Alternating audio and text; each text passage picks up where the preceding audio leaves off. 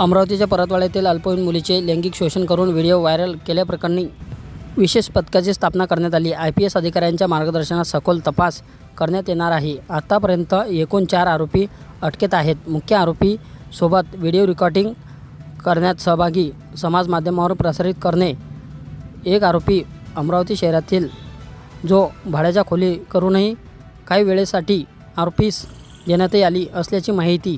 आणखीन दोन संशयित आरोपी त्या संदर्भातही तपास सुरू आहे। आतापर्यंत 5 मोबाईल जप्त करण्यात आले। मोबाईल फोन फॉरेन्सिक लॅबकडे तपासणीकरिता पाठवण्यात आले आहे। नमस्कार, अमरावती ग्रामीण पोलीस गटातला परतवाडा पोलीस स्टेशन अंतर्गत जे प्रकरण जे आता सुरू आहे त्या प्रकरणात जे तपासाची प्रोग्रेस आहे दॅट इज मुद्दा क्रमांक 1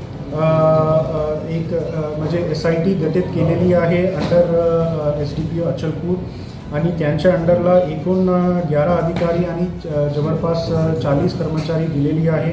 त्यापैकी 2 महिला अधिकारी पण आहे आणि सोबत PI LCB आणि PI सायबर ते पण टीमला आहे आणि ते SIT जे आहे हे पूर्ण प्रकरणात जे आहे ट्रान्सपरंट आणि फेअर मॅनरला आणि जलद गतीने तपास करणार आहे।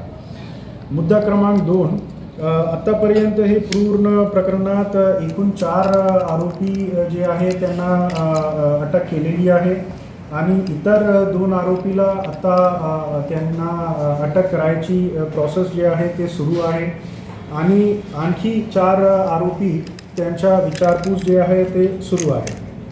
मुद्दा क्रमांक 3, आतापर्यंत एकूण 5 मोबाईल फोन्स सीज केलेली आहे।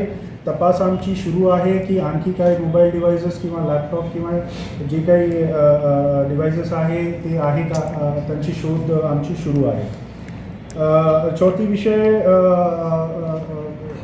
आरोपीकडून सर्च आणि सीजरच्या पूर्ण प्रकरण जे आहे सुरू आहे आणि सोबत ते घटनास्थळ कुठे कुठे आहे ते पण आम्ही व्हेरीफाय करत आहे, इन्क्लुडिंग जे अरेस्टेड आरोपीकडून तपास करून आणखी काही आरोपी आहे का ते पण निष्पन्न करण्याचा जे प्रयास आहे ते पण आमची सुरू आहे। लास्टली मी विनंती करणार, हे पूर्ण प्रकरण जे आहे ते गंभीर आहे।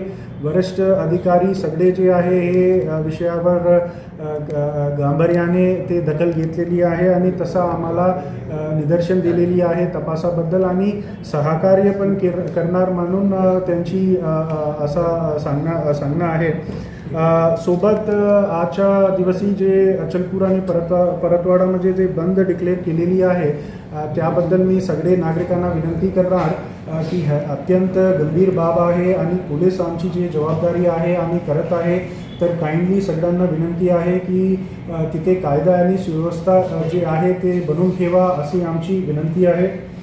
आणि लास्टली आणि मी पुन्हा एकदा विनंती करत आहे विक्टिम आणि विक्टिमच्या फॅमिलीला की काइंडली गोपनीय पद्धतीमध्ये तुम्ही जे महिला अधिकारी त्यांचे जे कॉन्टॅक्ट नंबर्स दिलेले आहे त्यांना तुम्ही संपर्क करून तुम्ही समोर येऊन तुमची जे काही म्हणणं आहे ते तुम्ही पोलिसाकडे स्टेटमेंट म्हणून ते महिला अधिकारी समोर ठेवा आणि आमची जबाबदारी राहणार की जे काही तुम्ही सांगणार ते आम्ही कॉन्फिडेन्शियल ठेवणार आणि तुमचे जे स्टेटमेंट आहे ते सील करून फक्त जे महिला अधिकारी आणि त्यांच्या समोरून ते पेश करणार आणि नक्की माझी जबाबदारी राहणार 100% की कुठल्याही परिस्थितीमध्ये ते विक्टिम आणि त्यांची फॅमिलीच्या डिटेल्स ते पब्लिक मध्ये लीक होणार नाही असं मी सगळ्यांना आश्वासन देतो। Thank you sir.